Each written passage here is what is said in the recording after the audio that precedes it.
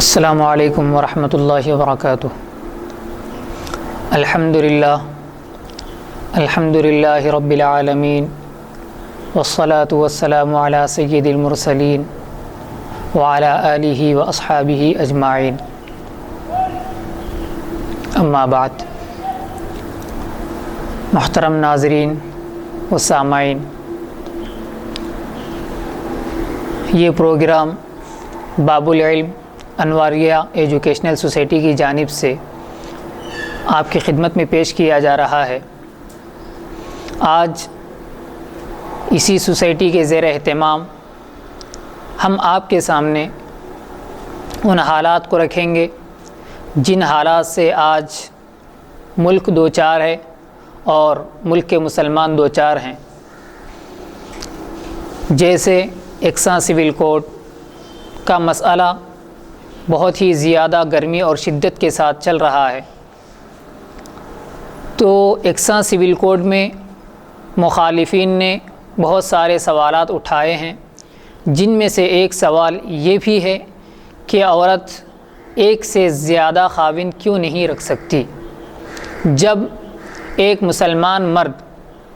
ایک ہی وقت میں 4 عورتوں سے شادی کر سکتا ہے اور 4 بیویاں رکھ سکتا ہے، تو ایک بیوی، ایک عورت ایک ہی وقت میں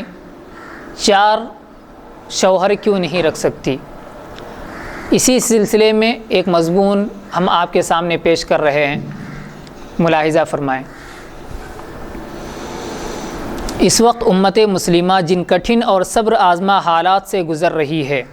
وہ کسی حساس اور درد مند دل رکھنے والے شخص پر مخفی نہیں ہے۔ یعنی جن حالات سے آج ملک اور ملک کے مسلمان اور امت مسلمہ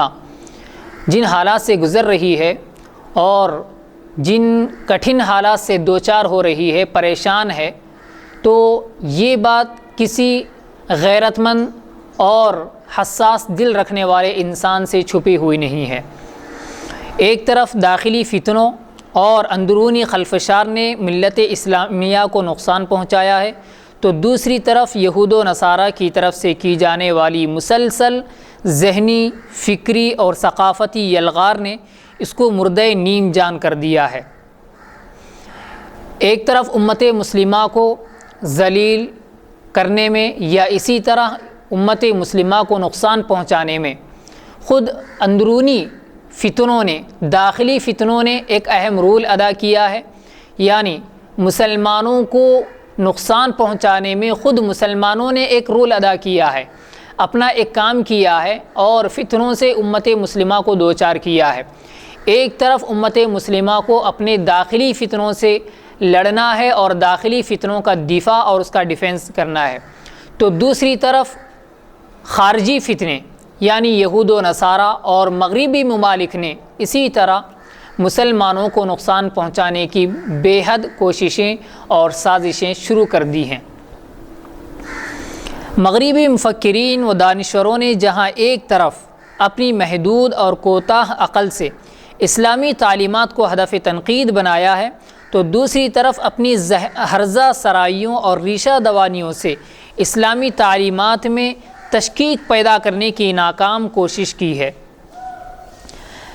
جہاں اپنی سازشوں کے ذریعے مغربی ممالک نے اور یہود و نصارہ نے اسلام کو بدنام کرنے کی کوششیں کی ہیں، اسی طرح وہی اپنی کم عقلی کی وجہ سے بے حد الزامات اور بیجا الزامات لگا کر اسلام کو کھوکھلا اور مسلمانوں کو ختم کرنے کی سازشیں کر رہے ہیں۔ حیرت تو اس وقت ہوتی ہے جب کہ اسلام کی طرف خود کو منسوب کرنے والے نام نہاد مفکرین بھی افرنگی خیالات سے مرعوب اور متاثر ہو کر مغرب کے طریقہ کار کی پرزور وکالت کرتے ہیں اور اسلام کے حکیمانہ و منصفانہ نظام کو قابل ترمیم و تنسیخ قرار دیتے ہیں۔ یہ بات اور ہے کہ یہود و نصارہ اور اسی طرح اسلام مخالف جتنے فرقے ہیں، جتنی جماعتیں ہیں، انہوں نے روز اول سے اسلام کی مخالفت کی ہے۔ روز اول سے اسلام کی ان سے دشمنی ہے اور ان کی اسلام سے دشمنی ہے، روز اول سے یہود و نصارہ اور دوسرے فرقوں نے جو کہ اسلام سے ہٹ کر ہیں، اسلام کے مخالف ہیں، انہوں نے اسلام کو ختم کرنے کی سازشیں کی ہیں۔ لیکن حیرت تو اس وقت ہوتی ہے جب کہ کوئی انسان نہ یہودیوں سے تعلق رکھتا ہو، نہ نصارہ سے تعلق رکھتا ہو، نہ اپنے آپ کو کسی اور مذہب سے متعلق قرار دیتا ہے، نہ کسی اور مذہب سے تعلق رکھتا ہے، بلکہ وہ بھی اپنے آپ کو مسلمان کہتا ہے۔ تو ایسا مسلمان جب کوئی اسلام کے خلاف بات کرتا ہے تو اس وقت ہمیں حیرت ہوتی ہے کہ یہ ایسا کیسا مسلمان ہے جس نے خود اسلام کے خلاف میں ایسی بات کہی اور اسلام کے خلاف جو لوگ باتیں کر رہے ہیں ان کی وکالت کر رہے ہیں۔ تو حیرت اس وقت ہوتی ہے جب کہ گھر کا آدمی گھر کو برباد کرنے میں لگ جائے۔ حقیقت یہ ہے کہ اسلام مخالف لٹریچر کے ذریعے ان کے دل و دماغ میں اسلام دشمنی اور دین بیزاری کا ایسا زہر اتار دیا گیا ہے کہ ان کی فطرت مسخ ہو چکی ہے اور وہ زہر کو قند اور گندے پانی کو آب زلال سمجھ بیٹھے ہیں۔ مغرب کی طرف سے آنے والی ہر آواز ان کے لیے فردوس گوش اور سامعہ نواز ثابت ہوتی ہے اور اسلامی احکام و ہدایات ان کی طبع پر بھاری اور گراں محسوس ہوتا ہے۔ یہ بات سمجھنے کی ہے کہ خود مسلمان اسلام کے خلاف ایسی باتیں کیوں کہتا ہے۔ وہ اس لیے کہ مغربیوں نے اور اسلام کے مخالفین نے ان مسلمانوں کے ذہنوں میں کچھ ایسی باتیں کہہ دی ہیں جن باتوں کو وہ سن کر بہت زیادہ خوش ہو جاتے ہیں، اور وہ زہر سے بھرپور باتیں بھی ان کو میٹھی ثابت ہوتی ہیں، انہیں میٹھی لگتی ہیں، اور کچھ تعریفات وغیرہ سے بھی یہ اسلام کے مخالفین انہیں بہت ہی زیادہ خوش کر دیتے ہیں جن سے وہ مسلمان مسرور ہو جاتے ہیں، اور دوسرے طریقے ہیں، دوسرے ذرائع ہیں جن کے ذریعے ان مسلمانوں کو خوش کیا جاتا ہے۔ دوسرا طریقہ اور دوسری بات جس کے ذریعے یہ مسلمان اسلام کے خلاف بات کرتا ہے وہ یہ ہے کہ اسلام نے جو احکامات ایک مسلمان پر لاگو کیے ہیں، اسلام نے جو احکامات نازل کیے ہیں اور جن احکامات پر عمل کرنے کے لیے ہر مسلمان کو کہتا ہے اسلام، تو یہ احکامات ان پر بہت بھاری لگتے ہیں، یعنی ان احکامات پر عمل کرنا ان کے لیے بہت ہی زیادہ مشکل، اور ان احکامات پر عمل کرنے کے لیے انہیں بہت ہی زیادہ پریشانی ہوتی ہے اور ان کی خواہشات پر عمل نہیں ہو سکتا۔ اس لیے یہ لوگ اسلام کے خلاف باتیں کرتے ہیں خود مسلمان ہو کر۔ چنانچہ آج کل مغربی آقاؤں اور مغربی تہذیب پر ایمان بالغیب لانے والوں کی طرف سے یہ سوال اٹھایا جاتا ہے کہ مسلم مرد 4 بیویاں رکھ سکتا ہے تو خاتون 4 شوہر کیوں نہیں رکھ سکتی؟ یہ سوال کوئی نیا سوال نہیں ہے، بلکہ مغرب کی طرف سے بارہا اس طرح کے سوالات اٹھائے جاتے رہے ہیں، اور وقتاً فوقتاً یعنی تھوڑے تھوڑے وقت کے بعد اسلام کی طرف خود کو منسوب کرنے والے مفکرین بھی جو مغربی تہذیب کے پرفریب تمدن سے مرعوب ہیں اور مغربی تہذیب کے بدنما چہرے پر جو رنگین نقاب پڑی ہوئی ہے، اس سے ان کا تار الجھ گیا ہے، وہ لوگ بھی سستی شہرت اور جھوٹے نام و نمود کی خاطر اس طرح کے سوالات اٹھاتے رہتے ہیں۔ یعنی جو آج کل یہ سوال کیا جا رہا ہے کہ جب ایک مرد 4 بیویاں رکھ سکتا ہے تو ایک عورت 4 شوہر کیوں نہیں رکھ سکتی، یہ سوال کوئی نیا سوال نہیں ہے، بلکہ یہ اہل مغرب کی طرف سے، مغربیوں کی جانب سے، یہود و نصارہ کی جانب سے بہت پہلے سے کیا جاتا رہا ہے، اور اب اس دور میں ان مغربیوں کے نقش قدم پر چلتے ہوئے اور ان مغربی ممالک کی پیروی کرتے ہوئے خود مسلمانوں نے، اور جو اپنے آپ کو مفکرین کہتے ہیں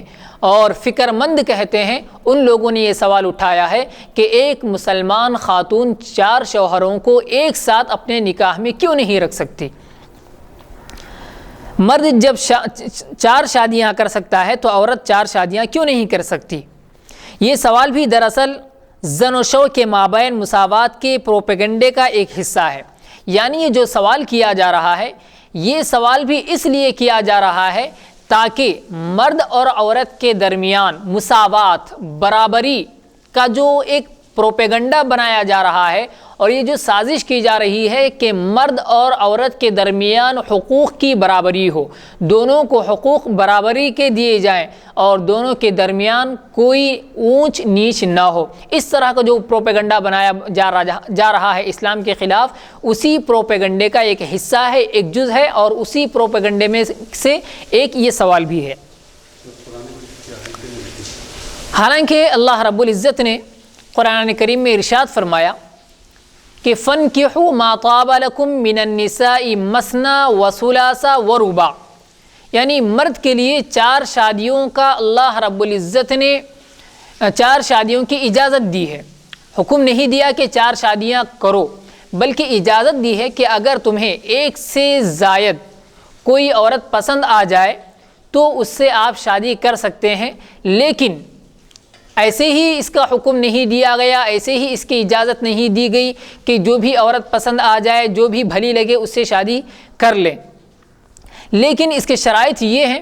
کہ جس طرح پہلی بیوی کو جو حقوق وہ اب تک دیتا آ رہا تھا، اسی طرح دوسری بیوی کو بھی وہ انہی حقوق سے مالا مال کرے،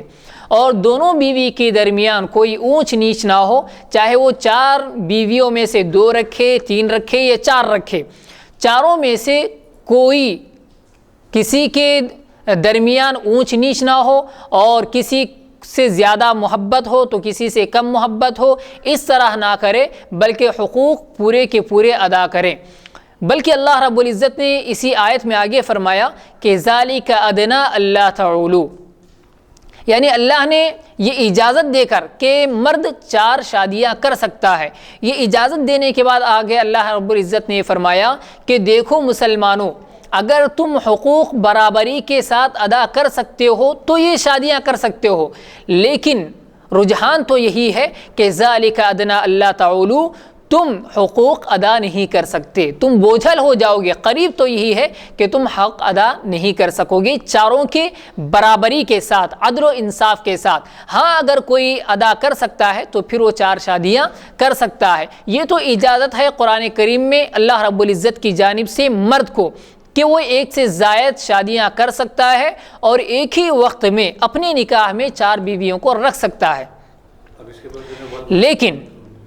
اللہ رب العزت نے بیوی کو یعنی عورت کو 4 شادیاں کرنے کی اجازت کیوں نہیں دی، اور ایک ہی وقت میں 1 سے زائد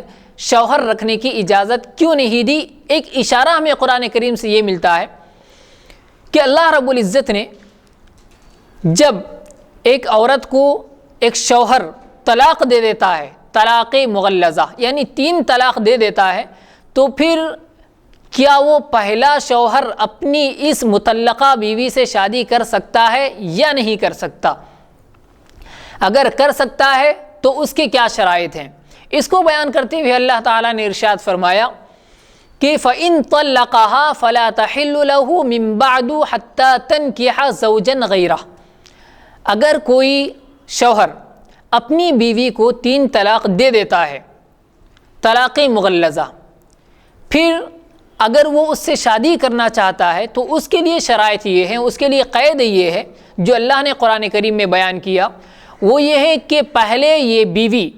اپنے پہلے شوہر نے جو طلاق دی ہے اس طلاق کی عدت گزارے اپنے حساب سے، اگر حاملہ ہے تو اس کا حمل وضع ہو جائے، اگر حائضہ ہے تو 3 طہور مکمل ہو جائے، بہرحال جو بھی اس کی حالت ہے اس حالت کے اعتبار سے وہ اپنی عدت مکمل کر لے۔ پھر اس کے بعد یعنی اگر حاملہ ہے تو ڈیلیوری ہونے کے بعد، حاملہ ہے تو ڈیلیوری ہونے کے بعد یعنی اس کا حمل وضع ہو جائے، مطلب یہ ہے کہ وہ بچہ جنم دے، اس کا حمل ختم ہو جائے، تو وہ اس کی عدت ہے، وہ اس کے ذریعے اس کی عدت ختم ہوتی ہے۔ مثلا 3 مہینے کا حمل ہے تو اس کی عدت ہوگی، اور جب تک اس کا حمل وضع نہ ہو جائے، جب تک وہ بچہ جنم نہ دے، اس وقت تک اس کی عدت ہے۔ اگر عام عورت ہے حائضہ یعنی جس کو حیض آتا ہے، ماہواری آتی ہے، اگر ایسی عورت ہے تو اس کی عدت 3 طہور ہیں، یعنی 3 طہور مکمل گزارے گی۔ جیسے 1 مہینے میں اس کا 1 طہور ہوتا ہے، یعنی حیض کے بعد کی جو حالت ہوتی ہے، جتنے دن ہوتے ہیں وہ طہور ہوتے ہیں۔ مثلا کسی عورت کی ماہواری کی عادت ہے 6 دن، تو اس کے علاوہ کے جو اور 24 دن ہوتے ہیں وہ طہور کے ہوتے ہیں، تو یہ 24 دن ایک طہور کہلاتا ہے۔ پھر اس کے وہ 24 دن کے بعد پھر جب اس کو ماہواری آتی ہے، جو حیض آتا ہے، تو اس کے بعد پھر جو طہور آتا ہے وہ اس کا دوسرا طہور ہے۔ 6 دن کے بعد جو 24 دن ہے وہ اس کا طہور ہے۔ پھر اس کے بعد تیسرا حیض آ جائے، اس کے بعد پھر تیسرا طہور، یعنی پھر اگلے یعنی تیسرے 24 دن، تو یہ اس کا تیسرا طہور ہے۔ یہ اس عورت کے لیے ہے جو عام طور پر حائضہ ہے اور جس کے پیٹ میں کوئی حمل بھی نہیں ہے، اور وہ ایسی ہے کہ اس کو حیض آتا بھی ہے۔ بعض عورتیں وہ ہوتی ہیں جن کو کمزوری کی وجہ سے حیض نہیں آتا، ایسی بھی عورتیں ہوتی ہیں۔ تو جن کو کمزوری کی وجہ سے حیض نہیں آتا ان کی عدت 3 مہینے ہیں۔ 3 مہینے وہ طلاق کی عدت گزاریں، وہ عورتیں جن کو کمزوری کی وجہ سے یا بڑھاپے کی وجہ سے۔ اب وہ 3 مہینے جو ہے مولانا، وہ 3 مہینے عیسوی سے رہیں گے یا ہجری سے رہیں گے؟ چاند سے رہیں گے یا پھر یہ چاند سے ہیں۔ دراصل عورت کو جو ماہواری ہوتی ہے یہ چاند کے حساب سے ہوتی ہے، لیکن یہاں پر ہمارے معاشرے میں اس کو شمار کیا جاتا ہے شمسی تاریخ سے، سورج کی تاریخ سے، لیکن وہ اصل ہوتی ہے چاند کی تاریخ سے، قمری تاریخ سے۔ تو جو عورت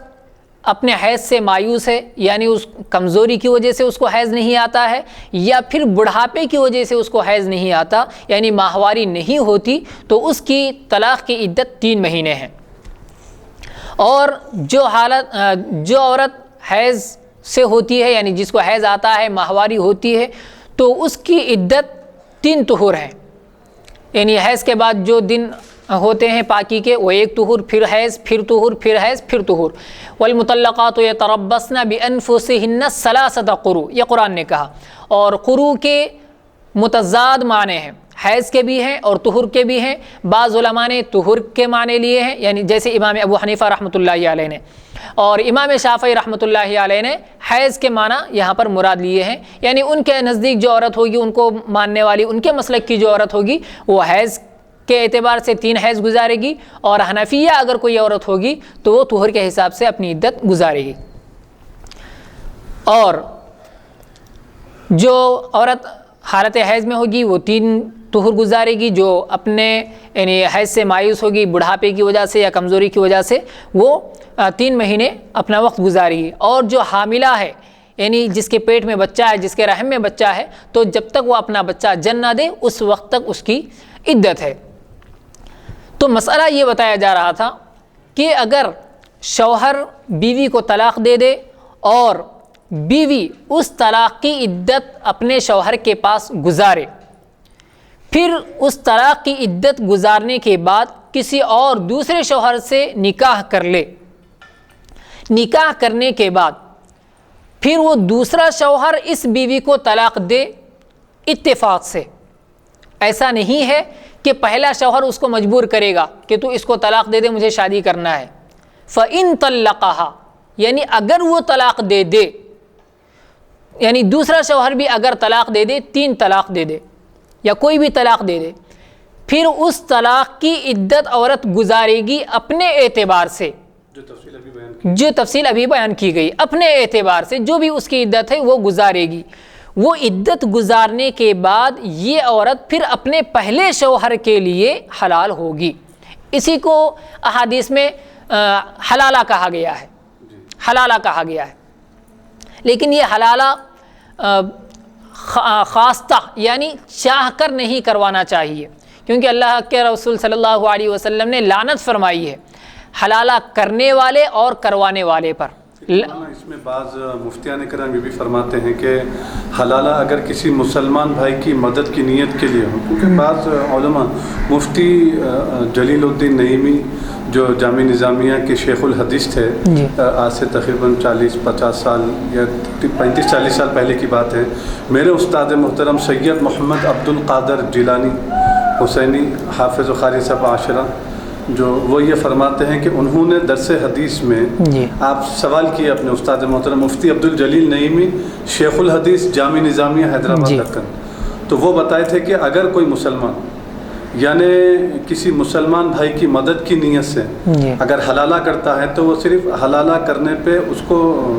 یعنی ثواب بھی ملے گا.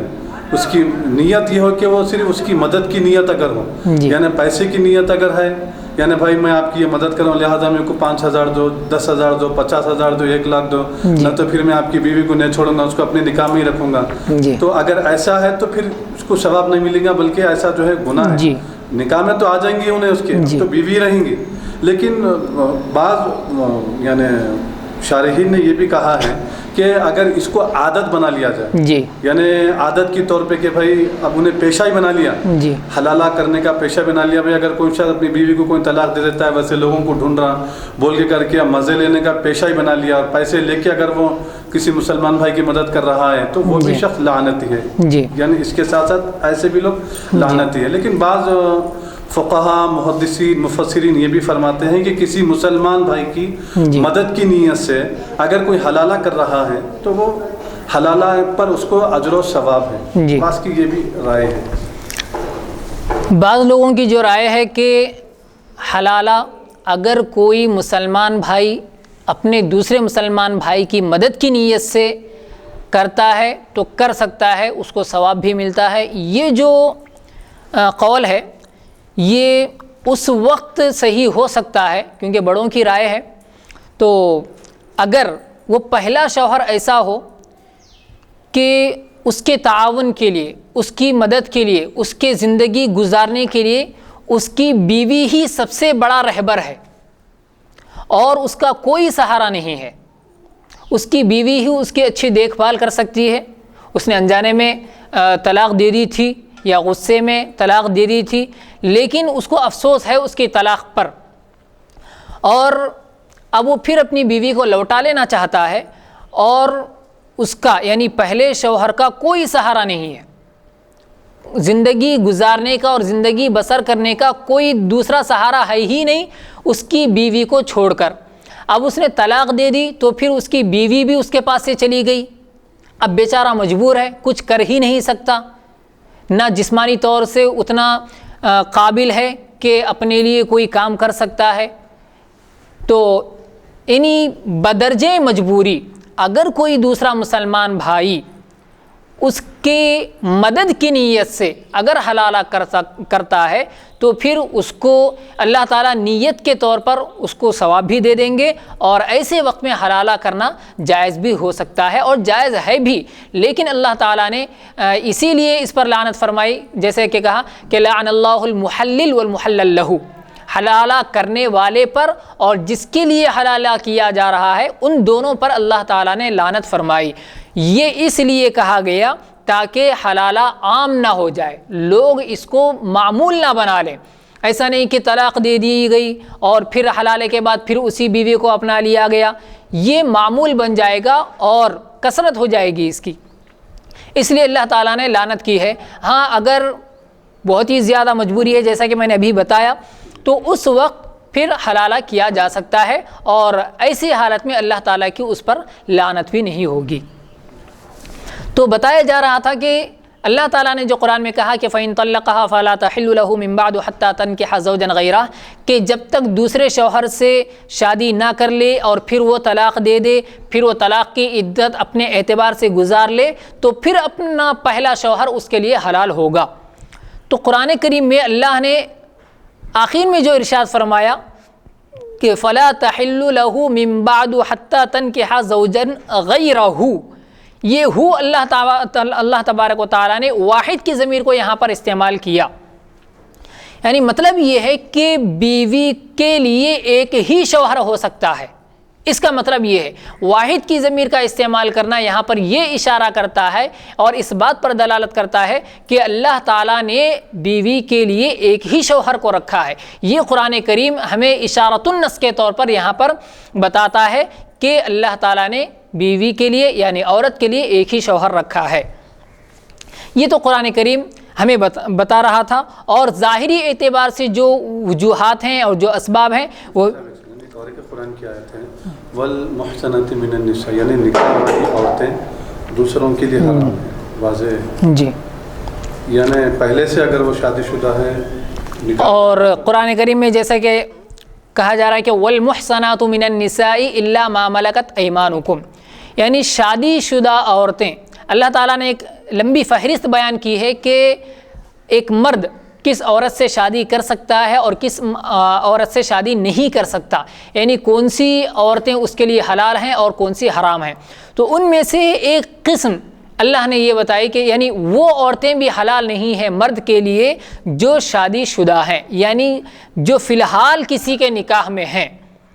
تو پہلے سے کسی کے نکاح میں ہے تو دوسرے کے نکاح میں وہ آ نہیں سکتی۔ تو یہاں سے بھی یہ ثابت ہوتا ہے کہ پہلے سے ایک مرد ہے تو دوسرا مرد اس کی شادی میں اس کو اپنی شادی میں نہیں لا سکتا، اپنے نکاح میں نہیں لا سکتا۔ قرآن کی یہ بھی آیت جیسا کہ آپ کہہ رہے ہیں دلالت کرتی ہے کہ عورت ایک سے زیادہ مرد یا ایک سے زیادہ شوہر اپنے نکاح میں نہیں رکھ سکتی۔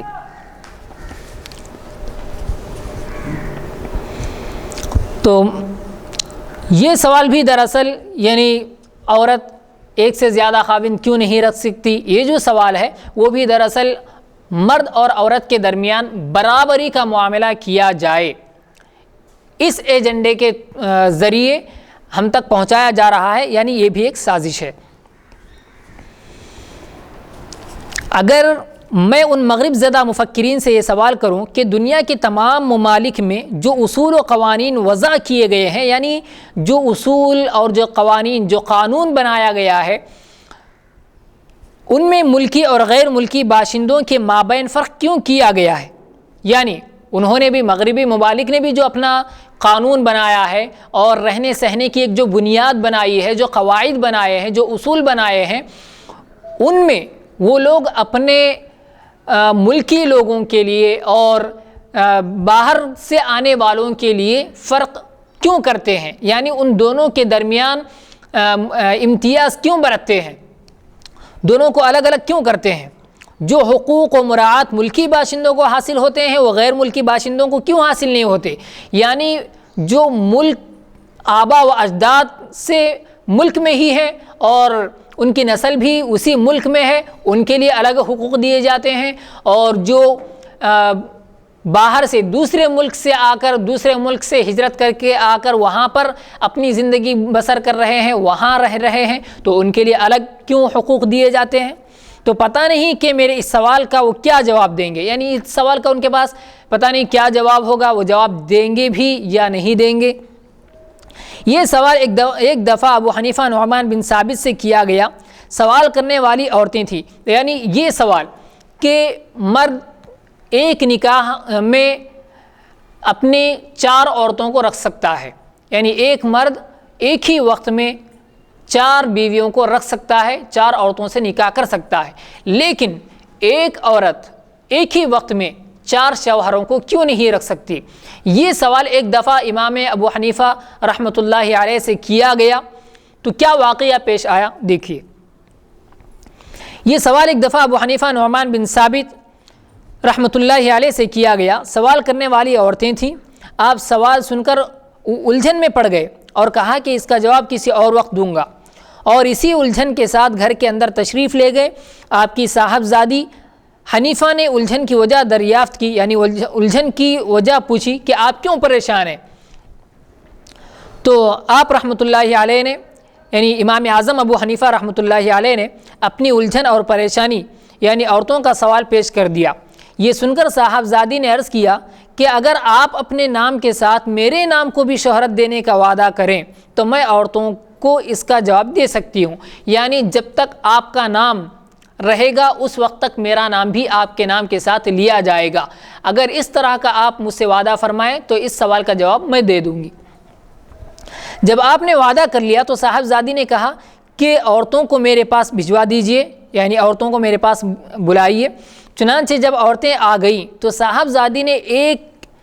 پیالی ہر عورت کے ہاتھ میں دے کر کہا، یعنی ہر عورت کے ہاتھ میں ایک ایک پیالی دے دی، اور کہا کہ اپنی اپنی پیالی میں تم سب تھوڑا تھوڑا اپنا دودھ ڈال دو۔ جب انہوں نے ایسا کیا تو ایک بڑا پیالہ ان کو دے کر کہا کہ اب سب پیالیوں کا دودھ اس میں ڈال دو۔ جب ہر عورت نے اپنی اپنی پیالی میں ان کا جو بھی دودھ تھا وہ دودھ ڈال دیا تو حنیفہ نے، یعنی امام اعظم ابو حنیفہ رحمۃ اللہ علیہ کے صاحبزادی نے کہا ایک بڑا پیالہ لا کر کہ تم سب اپنی اپنی پیالیوں کا دودھ اس بڑے پیالے میں ڈال دو۔ اور جب عورتوں نے یہ عمل بھی کر دیا، یعنی اپنی اپنی پیالی کا دودھ اس بڑے پیالے میں ڈال دیا، تو کہا کہ اب تم سب اس پیالے سے اپنا اپنا دودھ نکال لو۔ عورتوں نے کہا کہ یہ تو ناممکن ہے، یعنی اپنا اپنا دودھ نکال لینا۔ یہ تو بات سمجھ میں آتی ہے کہ ایک ایک پیالی جتنا تم نے ڈالا ہے وہ نکال لو، یہ بات تو سمجھ میں آتی ہے کہ جتنا ڈالا تھا اتنا نکال لیں گے، لیکن اپنا اپنا دودھ ڈالنا، میں نے جو دودھ ڈالا تھا یا دوسرے نے جو دودھ ڈالا تھا، اپنا اپنا دودھ پہچان کر نکالنا، یہ تو ناممکن ہے۔ تب صاحبزادی نے کہا کہ جب کئی شوہروں کی شرکت تمہاری اولاد میں ہوگی تو تم یہ کیوں کر بتلا سکو گی کہ یہ اولاد کس شوہر کی ہے؟ جب ایک سے زائد شوہر تم رکھو گے تو تم کیسے بتا پاؤ گے کہ یہ کس کا لڑکا ہے؟ اس جواب سے وہ عورتیں ششدر رہ گئیں، یعنی بہت ہی زیادہ حیران رہ گئی، اور امام صاحب نے اسی دن سے ابو حنیفہ کنیت اختیار کر لی اور اپنا وعدہ مکمل کر دیا، یعنی ابو حنیفہ کے والد۔ اس طرح حضرت امام اعظم ابو حنیفہ رحمۃ اللہ علیہ کا نام آج بھی ان کے صاحبزادی کے نام کے ساتھ لیا جاتا ہے، حنیفہ کے نام کے ساتھ۔ اسلام نے مرد کو 4 عورتوں سے نکاح کرنے کی اجازت دی ہے، اور عورت کو ایک وقت میں صرف ایک مرد سے رشتہ ازدواج قائم کرنے کا پابند بنایا ہے۔ اس کے پیچھے بہت سی اجتماعی، سماجی، معاشرتی حکمتیں کار فرما ہیں، یعنی بہت ساری حکمتیں ہیں۔ ان حکمتوں میں سے ایک حکمت نزاع اور جھگڑے کا سبب، یعنی لڑائی اور جھگڑے کا سبب ہے۔ اگر ایک عورت ایک ہی وقت میں کئی مردوں سے ازدواجی تعلق قائم کرتی ہے تو جس ملک اور جس شہر میں یہ لوگ بستے ہیں، یعنی ایک سے زائد شوہر، ظاہر ہے کہ سب کے کام کاج اور کسب معاش کے لیے، یعنی کمائی اور کاروبار کے لیے دوڑ دھوپ کا وقت ایک ہوگا، یعنی کاروبار کا وقت ایک ہوگا سب کا، اور سب کے گھر پہنچنے اور آرام کرنے کا وقت ایک ہوگا، یعنی سب کے کاروبار کا ایک وقت ہوگا اور آرام کرنے کا وقت بھی ایک ہوگا۔ ایسی صورت میں ممکن ہے کہ سب کو ازدواجی تعلق قائم کرنے کی ضرورت پیش آئے، یعنی اپنی بیوی سے تعلق قائم کرنے کی ضرورت پیش آئے، اور عجب نہیں، یعنی تعجب کی بات نہیں ہے کہ اس سلسلے میں نزاع اور جھگڑے کی نوبت پیش آ جائے، اور یہ نزاع قتل و غارت گری اور کشت و خون پر منتج ہو۔ یعنی ہر شوہر یہ چاہے گا کہ اپنی بیوی سے تعلق میں قائم کروں گا، کیونکہ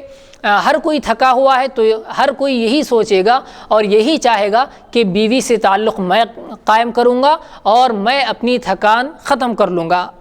اور ہر کسی کے چاہنے سے یہ بات پیدا ہو سکتی ہے کہ آپس میں لڑائی ہو، جھگڑا ہو، یہاں تک کہ قتل و غارت گری ہو اور ایک دوسرے کا خون بہا دیں۔ اس طرح یہ لڑائی کا سبب ہے۔ ایک عورت اگر ایک سے زائد مرد رکھے گی، ایک سے زائد شوہر رکھے گی۔ دوسرا سبب ذہنی اطمینان و سکون کا فقدان، یعنی ذہنی جو سکون ہوتا ہے، ذہنی جو اطمینان ہوتا ہے وہ ختم ہوتا ہے اگر ایک عورت ایک سے زیادہ شوہر رکھے گی۔ نکاح صرف جنسی تسکین، یعنی جنسی سکون اور صنفی پیاس بجھانے کا ہی ذریعہ نہیں ہے، یعنی صرف عورت سے تعلق قائم کرنا اور اس سے سکون حاصل کرنا، صرف یہ ایک ہی سبب نہیں ہے نکاح کرنے کا، بلکہ آپسی محبت اور باہمی الفت و ہمدردی کا بھی ذریعہ ہے، یعنی ایک دوسرے سے محبت کرنا اور ایک دوسرے سے بات کرنا اور ایک دوسرے کا خیال کرنا، یہ بھی ایک ذریعہ ہے۔ نکاح کا ایک اہم مقصد چین و سکون اور اطمینان قلب بھی ہے، یعنی دل کا سکون۔ مرد آفس سے تھک کر مختلف مزاج کے حامل لوگوں کا سامنا کر کے پریشان اور کبیدہ خاطر شام کو گھر لوٹتا ہے، تو ضروری ہے کہ عورت شوہر کا بہترین انداز میں استقبال کرے، اپنی شیریں یعنی میٹھی اور حلاوت آمیز گفتگو کے ذریعے اس کا دل لبھائے، یعنی اچھی بات کر کے، نرم لہجے میں بات کر کے، میٹھی گفتگو سے اس کے دل کو چین پہنچائے، اطمینان پہنچائے، اس کو سکون پہنچائے، اس کی جسمانی خدمت کرے اور اس کو ذہنی سکون بھی پہنچائے،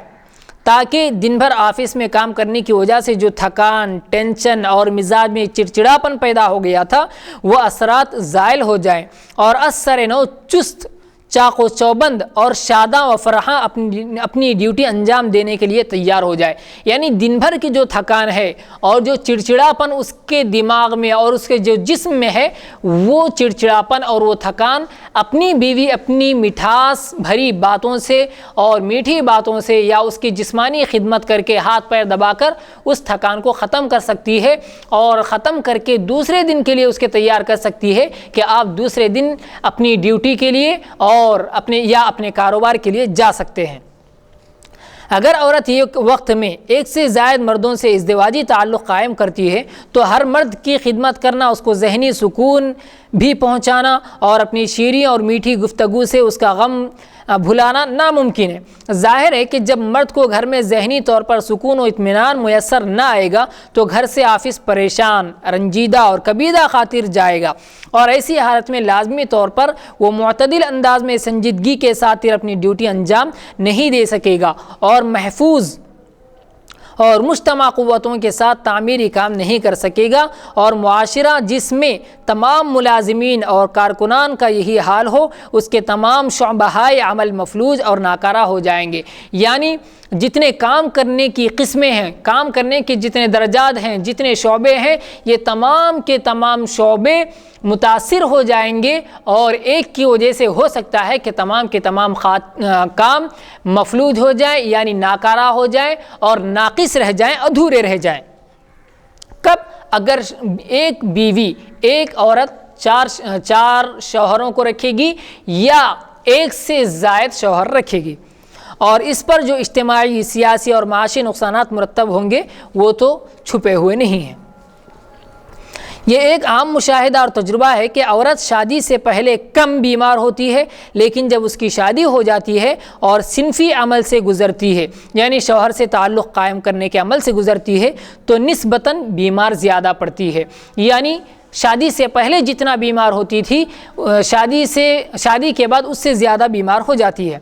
دوسری طرف عورت کو وقفے سے قدرتی طور پر جسمانی امراض و عوارض پیش آتے رہتے ہیں، جیسا کہ آپ نے ابھی سنا، یعنی ماہواری. مثلا ہر مہینے 3 سے 10 دنوں تک اسے ماہواری آتی ہے. ان ایام میں اخراج خون کی وجہ سے، یعنی خون کے نکلنے کی وجہ سے وہ کمزور اور لاغر ہو جاتی ہے. نیز ان ایام میں عورت سے صحبت طبی لحاظ سے نقصان دہ ثابت ہوتی ہے. یعنی اطباء، ڈاکٹروں اور حکیموں کا بھی یہی کہنا ہے کہ وہ ان ایام میں کمزور ہو جاتی ہے اور اس سے اس وقت تعلق قائم نہیں کیا جا سکتا. ایام حمل میں چونکہ وہ اپنے خون سے انسانیت کی کھیتی کو سینچتی ہے اور اپنی بے مثال قربانی و جگر کاوی سے جنین کو آب حیات عطا کرتی ہے، اس لیے ان ایام میں بھی اس کے ضعف و لاغری کا بڑھ جانا یقینی ہے. یعنی حالت حمل میں جب وہ ہوتی ہے عورت، اس وقت بھی اس کا خون جو ہر مہینہ نکلتا ہے اور جو ماہواری ہوتی ہے، یہی ماہواری اس کے رحم میں جو لڑکا یا لڑکی جو بھی بچہ ہے اس کی غذا بن جاتی ہے. یہی خون اس کی غذا بنتا ہے، اور جب اس کا خون اس کی غذا بن رہا ہے تو ظاہر سی بات ہے یہ عورت اپنے طور پر، اپنے جسمانی طور پر کمزور ہوتی چلی جاتی ہے. بچے کی ولادت کے بعد، خصوصاً جب کہ ولادت کا عمل آپریشن کے ذریعے انجام پایا ہو، تو ایک لمبے عرصے تک کے لیے وہ صاحب فراش ہو جاتی ہے، یعنی بیمار ہو جاتی ہے اور بستر پر ہی ہوتی ہے اور زیادہ طاقتور کام نہیں کر سکتی، اور اپنی جسمانی و طبعی ضروریات کی تکمیل کے لیے بھی دوسروں کی دست نگر بن جاتی ہے، یعنی دوسروں کی محتاج ہو جاتی ہے اپنے کاموں کے لیے. ان حالات میں اگر ایک عورت کے لیے ایک وقت میں متعدد مردوں سے ازدواجی رشتہ قائم کرنے کی اجازت دی جائے اور صنف نازک پر بیک وقت کئی مردوں کی خواہش کی تکمیل کی ذمہ داری ڈال دی جائے تو یہ عورتوں کے لیے طبی لحاظ سے کافی نقصان دہ ہوگا اور عورت میں بیماری کے خطرات بہت حد تک بڑھ جائیں گے. ایک اور وجہ کہ جس کی وجہ سے ایک عورت ایک سے زائد شوہر نہیں رکھ سکتی، اولاد کی تقسیم ناممکن. عورت کی حیثیت کھیت کی ہے. جس طرح بارش کی وجہ سے کھیتی لہلہا اڑتی ہے، یعنی سرسبز و شاداب ہو جاتی ہے اور اچھی ہو جاتی ہے، ہری بھری ہو جاتی ہے، اور پیداوار کی صورت میں کاشتکار کو تحفہ عطا کرتی ہے، یعنی کسان کو، اس پر محنت کرنے والے کو ایک تحفہ دیتی ہے، اسی طرح عورت بھی ایک کھیتی ہے، بلکہ ایک کھیت ہے۔ اسی طرح مرد ازدواجی رشتہ قائم ہونے کے بعد عورت کو ثمر آور کرتا ہے، یعنی اس لائق بنا دیتا ہے اس سے تعلق قائم کر کے کہ وہ ایک ثمرہ دیتی ہے، ایک پھل دیتی ہے، ایک نتیجہ دیتی ہے۔ اب سوال یہ ہے کہ اگر ایک اولاد پیدا ہوئی تو یہ کس مرد کی ہوگی؟ اگر متعدد اولاد پیدا ہوتی ہے تو جنس کا بھی اختلاف ہوگا، شکل و صورت بھی الگ الگ ہوگی، اخلاق و عادات اور سیرت سب کی یکساں نہیں ہوگی۔ ان صورتوں میں وہ کیا معیار ہے جس سے تقسیم اولاد کا فریضہ انجام دیا جائے گا؟ یعنی ایک سے زائد اس کے شوہر ہیں، مثلا 2 ہیں یا 3 ہیں یا 4 شوہر ہیں، اگر ایک اولاد ہوئی، ایک لڑکا پیدا ہوا مثلا، تو اب یہ کس کا کہا جائے گا؟ کیا صورت کے ذریعے یہاں پر امتیاز یعنی فرق کیا جائے گا، یا اس کے اخلاق و عادات جو کہ اس میں شعور آنے کے بعد پیدا ہوں گے، بڑا ہونے کے بعد اس کے اندر وہ چیزیں ظاہر ہوں گی، اخلاق و عادات، اس کو امتیاز بنایا جائے گا، وجہ تفریق بنایا جائے گا، یعنی فرق کرنے کی ایک وجہ بنائی جائے گی؟ یعنی کس چیز کے ذریعے اس لڑکے کو متعین کیا جائے گا، اس لڑکے کو فکس کیا جائے گا کہ یہ فلاں شوہر کا لڑکا ہے یا فلاں شوہر کی لڑکی ہے، تو اس کے درمیان فرق نہیں کیا جا سکتا۔ یہ بھی ایک وجہ ہے کہ عورت ایک سے زائد شوہر نہیں رکھ سکتی۔ بچے کی تعلیم و تربیت کی ذمہ داری، ایک وجہ یہ بھی ہے کہ بچے کی تعلیم و تربیت کی ذمہ داری کس پر ہو۔ اسلام میں فقراء اور مساکین کا تعاون کرنے، یعنی جو غریب اور مسکین ہیں ان کا تعاون کرنے اور ان کی دستگیری کرنے کی تاکید کی گئی ہے۔ معاشرے میں جو کمزور اور بے بس لوگ ہوتے ہیں ان کی مادی ضروریات کی تکمیل کی ذمہ داری مالدار اور خوشحال لوگوں کے کاندھوں پر ڈالی گئی ہے، یعنی جو غریب اور مسکین طرح کے لوگ ہوتے ہیں ان کی مدد کرنا اور ان کے تعاون کرنے کے لیے تو اللہ تبارک و تعالیٰ نے اور اسی طرح رسول اللہ صلی اللہ علیہ وسلم نے بھی بہت ساری ہدایت دی ہیں۔ یتیم اور بیواؤں کی مالی امداد کرنے اور ان کی پریشانیوں کو دور کرنے کی ترغیب دی ہے۔ اب سوال یہ ہے کہ اگر ایک اولاد پیدا ہوئی تو اس کے علاج و معالجہ، یعنی اگر وہ بیمار ہو جائے تو اس کا علاج کون کروائے گا؟ تعلیم اور دیگر بنیادی ضرورتوں کا انتظام کون کرے گا؟ یعنی اس کی تعلیم کا خرچہ کون اٹھائے گا؟ تعلیم کی ذمہ داری کون اپنے سر پر لے گا؟ بچے کی بنیادی ضرورتیں صرف صرف مالیہ فراہم کرنے اور معاشی وسائل مہیا کرنے سے مکمل نہیں ہوتی، یعنی صرف مالی اعتبار سے بچے کی ضروریات مکمل نہیں ہوتی، بلکہ اس سے کہیں زیادہ اہم اور کٹھن ذمہ داری یہ عائد ہوتی ہے، یعنی سب سے بڑی ذمہ داری یہ ہے کہ اس کو صحیح اخلاق اور صحیح عادات کا حامل بنایا جائے، اس کے اندر اچھے اخلاق پیدا کیے جائیں، ایثار، قربانی، ضبط نفس اور صبر و تحمل جیسی اعلیٰ صفات سے آراستہ کیا جائے۔ یعنی مختصر یہ کہ اس کے اندر اچھے اخلاق پیدا کیے جائیں اور ایک فطرت کے لیے جن جن چیزوں کی ضرورت ہے وہ ساری چیزیں اس کے اندر پیدا کی جائیں۔ مثلا مصیبت کے وقت صبر کرنا اور کسی کو پریشان نہ کرنا، اور اگر پریشان ہوں تو صبر کرنا، دوسرے کو اپنی وجہ سے کوئی تکلیف نہ پہنچانا، اس طرح کے جو اچھے اخلاق ہیں وہ سارے اچھے اخلاق اس لڑکے کے اندر لانا، یہ کون کرے گا؟ یہ بھی ایک بہت بڑی ذمہ داری ہے، بلکہ سب سے بڑی ذمہ داری یہی ہے۔ اس کی فکری استعداد، یعنی لڑکے کی فکری استعداد اور خودآگاہ کمالات کو صحیح رخ دیا جائے تاکہ یہ بچہ بڑا ہونے کے بعد کارخانہ علم کا ایک مضبوط اور صالح فرد ثابت ہو سکے، یعنی اس کی قابلیت کو بڑھانا، اس کے اندر علمی صلاحیتوں کو اجاگر کرنا، یعنی علمی صلاحیتوں کو بڑھانا، یہ بھی ایک بہت بڑی ذمہ داری ہے۔ تو یہ کون کرے گا اگر ایک سے زائد شوہر ہوں تو؟ اور اپنی محفوظ اور مجتمع یعنی جو قوتیں اس کے اندر جمع ہیں من جانب اللہ یا خود کی بنائی ہوئی محفوظ اور مجتمع قوتوں کے ساتھ تعمیر تمدن میں قابل قدر کردار ادا کر سکے، یعنی اپنی صلاحیتوں کے ذریعے جو وہ کردار ادا کر سکتا ہے، وہ کردار ادا کرنے کی جو قوت اس کے اندر ہے، اس قوت کو ظاہر کون کرے گا؟ یعنی اس کا کون سا باپ کرے گا؟ 4 شوہروں میں سے یا 4 باپوں میں سے کون سا باپ اس کی ذمہ داری قبول کرے گا؟ لیکن بچے کے آئینہ قلب پر اخلاق و کردار کی صورت گری یا صورت گری کا عمل انجام دینے کے لیے ایک طرف گھر کی فضا کا خوشگوار اور سکون بخش ہونا ضروری ہے، تو دوسری طرف مصور کی توجہ ایک تصویر پر پوری طرح مبذول ہونا بھی ناگزیر ہے۔ یعنی تصویر بنانے والے کی توجہ اور اس کی نظر تصویر پر بھی ہونا ضروری ہے، تاکہ وہ یہ جان سکے کہ میری تصویر کیسے بن رہی ہے، اس کے اندر کیا خامی ہے، کیا کمی ہے، اور کیا برائی ہے، کیا اچھائی، یہ جاننے کے لیے اس پر توجہ رکھنا اور اس پر نظر کرنا بھی بہت ضروری ہے۔ لیکن جو گھر خاوند کی کثرت کی وجہ سے، یعنی شوہروں کی کثرت کی وجہ سے، زیادہ ہونے کی وجہ سے بازار نظر بنا ہوا ہے، یعنی ایک نمونہ بنا ہوا ہے اور ایک مرکز توجہ، مرکز نظر بنا ہوا ہے کہ دیکھیے اس گھر کے اندر ایک سے زیادہ شوہر ہیں، اس طرح کی باتیں بازار میں ہو رہی ہیں، بازار نظر بنا ہوا ہے، اور سب کے دل و دماغ پر جنسی خواہش پوری کرنے کی فکر سوار ہو، یعنی 4 شوہروں میں سے یا مان لیجئے 2 ہی شوہر ہیں اور دونوں کے ذہنوں میں یہی بات ہے کہ میں جنسی تعلق پورا کروں گا، تو یہ فکر سوار ہو اور باہمی نزاع یعنی لڑائی جھگڑا اور آپسی جھگڑوں کی وجہ سے گھر کا ماحول جہنم کدا بنا ہوا ہو، تو ایسے حالات میں نسل نو کی تربیت ہوگی تو کیسے؟ یعنی نئی نسل کی تربیت ہوگی تو کیسے ہوگی؟ اس کا کون سا باپ اس کی تربیت کرے گا، اور اس بیوی کے مختلف شوہروں میں سے کون سا شوہر اس کی تربیت کرے گا؟ اس کے اخلاق و عادات کو سنوارا جائے گا تو کیسے سنوارا جائے گا؟ کب؟ اگر ایک سے زیادہ شوہر اگر رکھے گی۔ یہ بھی ایک وجہ تھی کہ اس کی تعلیم و تربیت اور اخلاق و عادات کی ذمہ داری کون قبول کرے گا۔ ایک اور وجہ اشتباہ نسب،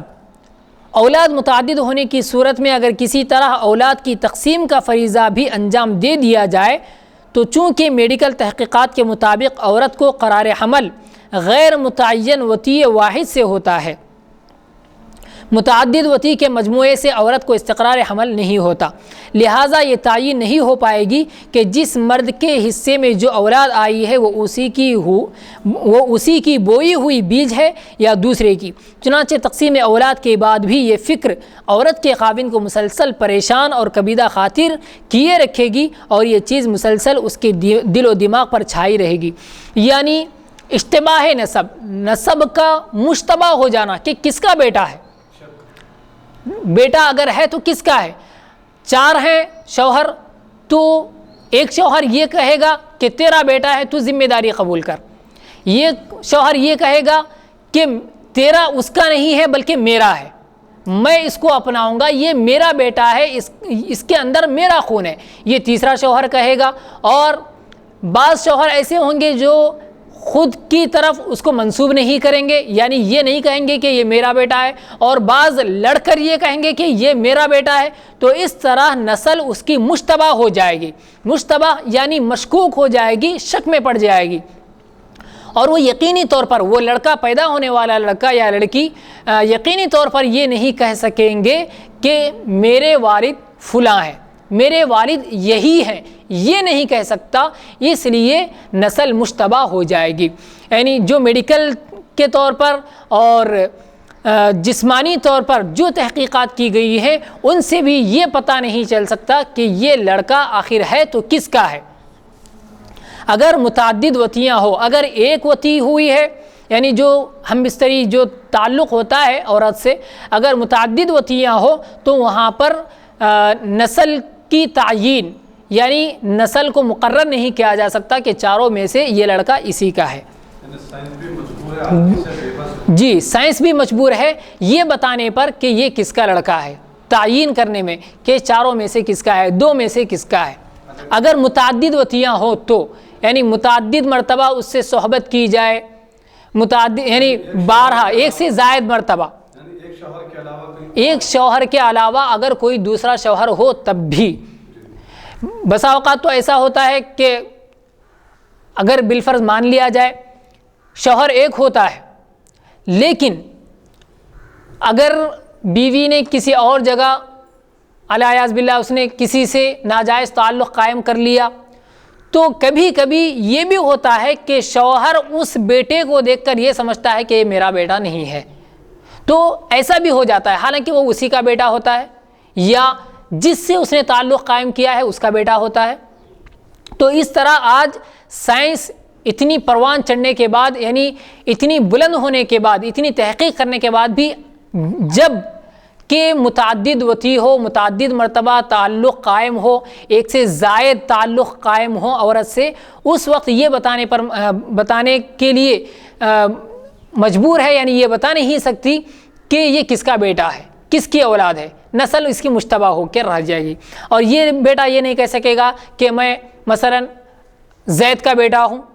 یا فرید کا بیٹا ہوں یا احمد کا بیٹا ہوں، یہ سارے کے سارے اس کے بیٹے ہیں۔ یہ نہیں کہہ سکتا کہ میں عبداللہ بن زید ہوں، یہ نہیں کہہ سکتا، کیونکہ خود سائنس اس کی تعین نہیں کر پا رہی ہے،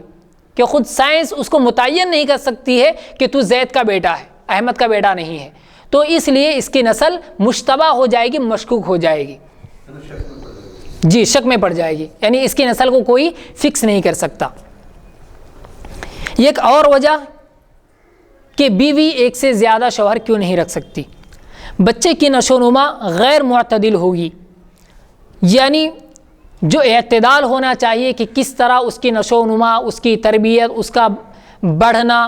اور اس کی گروتھ جسمانی طور پر یا ذہنی طور پر جو ہونا چاہیے وہ نہیں ہو سکتی۔ دوسری طرف انسان کے بچے کو قدرت نے تمام حیوانات کے بچوں سے زیادہ کمزور اور بے بس پیدا کیا ہے۔ انسان کا بچہ کئی سال تک ماں باپ کی حفاظت اور تربیت کا محتاج ہوتا ہے، اور اس میں اپنے آپ کو سنبھالنے اور پیروں پر کھڑے ہونے کی قابلیت بہت دیر میں پیدا ہوتی ہے۔ اسی وجہ سے بچہ ماں باپ کی مکمل توجہات یعنی ان کی نظر اور عنایات کا محتاج ہوتا ہے۔ یہی وجہ ہے کہ قدرت نے ماں باپ کے دل میں بچے کی بہت ہی زیادہ محبت رکھ دی ہے،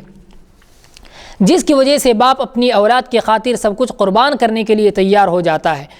اس کی راحت و آرام کے لیے اپنے عیش و آرام کو ختم کر دیتا ہے، اس کی خوشیوں کو دوبالا کرنے اور اس کے چہرے پر مسکراہٹ بکھیرنے کے لیے، یعنی اپنے بیٹے کے چہرے پر، اپنے بچے کے چہرے پر مسکراہٹ دیکھنے کے لیے اپنا رنج و الم اور بے شمار کلفتوں کو برداشت کر لیتا ہے۔ ان سب کے پیچھے دراصل یہ فکر کار فرما ہوتی ہے کہ یہ میری بوئی ہوئی بیج، یعنی یہ میرا نتیجہ جو اپنی بیوی سے تعلق قائم کرنے پر ظاہر ہوا ہے، یہ میری محنت اور کاوش کا پھل ہے، لیکن جب اسے یہ محسوس ہو جائے کہ یہ میری بوئی ہوئی بیج نہیں ہے، یہ تو دوسرے کی محنت و کاوش کا ثمرہ ہے، تو پھر آدمی کی جو توجہات و عنایات بچے کی طرف مبذول ہونی چاہیے، یعنی جو توجہ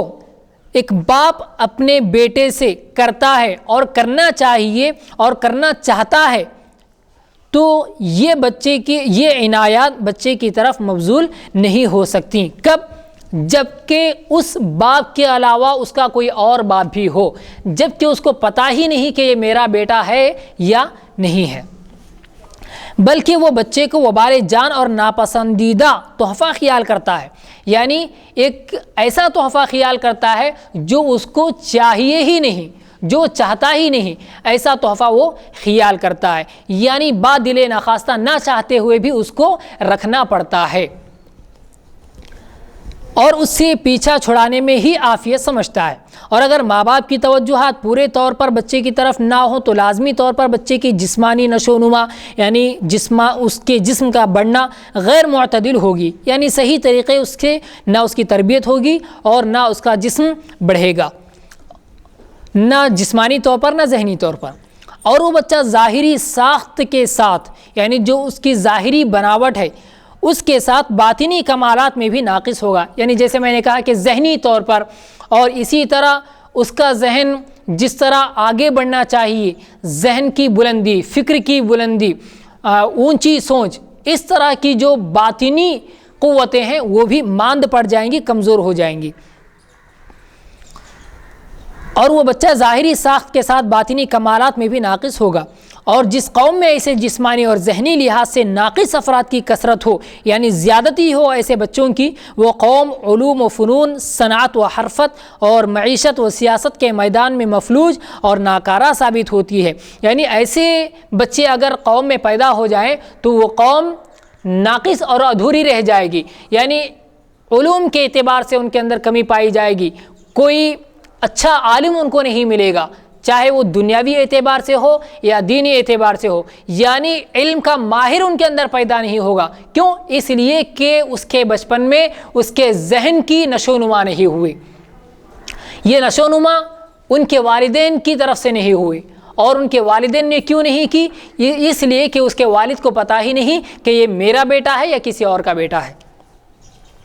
تو اس طرح قابلیت رکھنے والے لوگ کم پیدا ہوں گے۔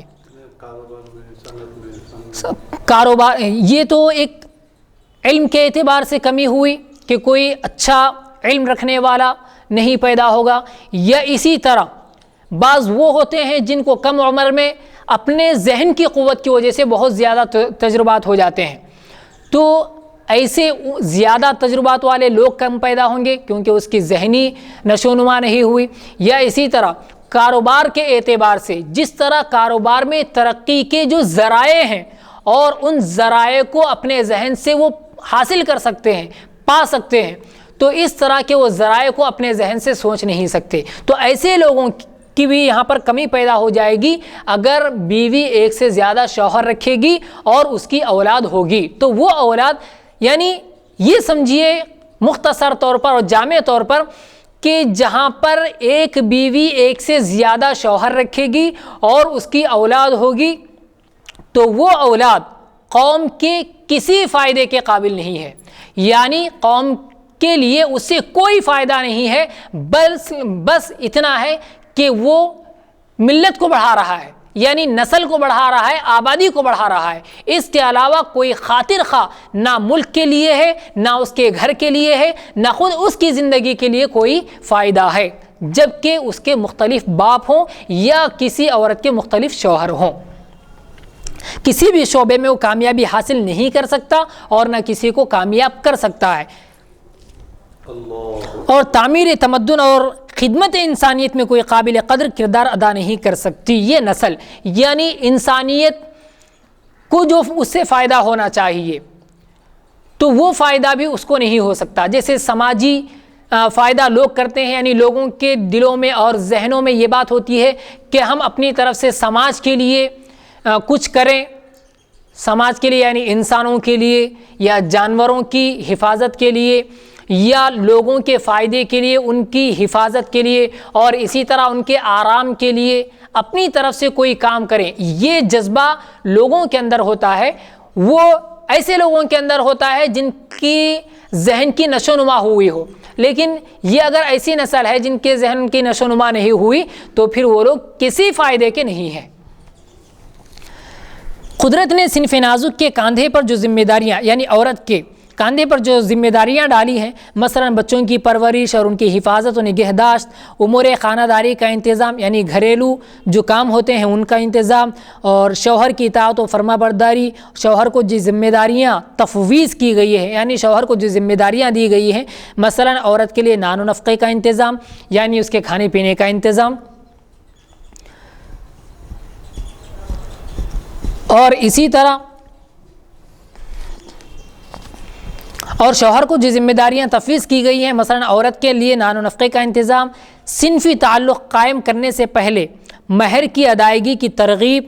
عورت کے مرضی کے بغیر طلاق کے ذریعے ازدواجی رشتہ ختم کرنے کا مرد کو اختیار، ان امور میں اگر کوئی حقیقت پسند انسان غور کرے تو معلوم ہوگا کہ قدرت نے مرد کو حاکم بنایا ہے اور عورت کو محکوم، اور یہ ظاہر ہے کہ محکوم اور رعایا پر جتنے حاکم اور بادشاہ ہوں گے، محکوم اور رعایا کی اسی قدر تذلیل اور اہانت ہوگی۔ اسی لیے اسلام عورت کو ایک وقت میں ایک ہی خاوند سے ازدواجی رشتہ قائم کرنے کا پابند بناتا ہے تاکہ وہ باعزت طور پر زندگی بسر کر سکے۔ یعنی ایک حساب سے اگر دیکھا جائے حقیقت کی نظر سے تو عورت کے لیے ایک سے زائد شوہر رکھنا خود اسی کے لیے بہت بڑی پریشانی کی بات ہے۔ وہ اس طرح کہ اللہ تعالیٰ نے عورت کے چند حقوق رکھے ہیں اور مرد کے لیے کچھ حقوق رکھے ہیں۔ عورت کے حقوق تو یہی ہیں کہ وہ اپنی اولاد کی تربیت کرے، اچھی تربیت کرے، اور جسمانی طور پر ذہنی طور پر ان کے نشو و نما کے آلات اور اس کے ذرائع کو اختیار کرے، اور گھر کے جو معاملات ہیں کھانے پینے کے، اسی طرح بہرحال جو بھی گھریلو ضروریات ہیں ان کو مکمل کرے. یہ عورت کے کام ہے، یہ عورت کے امور ہیں. اسی طرح اللہ نے بھی شوہر کے لیے بعض چیزیں رکھی ہیں، جیسے نان و نفقہ یعنی کھانے پینے کا انتظام کرنا خود اپنے لیے، یعنی شوہر خود اپنے لیے کرے گا، اپنی بیوی کے لیے کرے گا اور اپنے بچوں کے لیے کرے گا اور اپنے گھر کی بڑھوتری کے لیے، گھر کی ترقی کے لیے کرے گا. تو عورت کے لیے چند امور متعین ہیں اور شوہر کے لیے چند امور متعین ہیں. اور اللہ تعالیٰ نے جیسا کہ قرآن میں کہا کہ الرجال قوامون علی النساء، مرد عورت کے حاکم ہیں،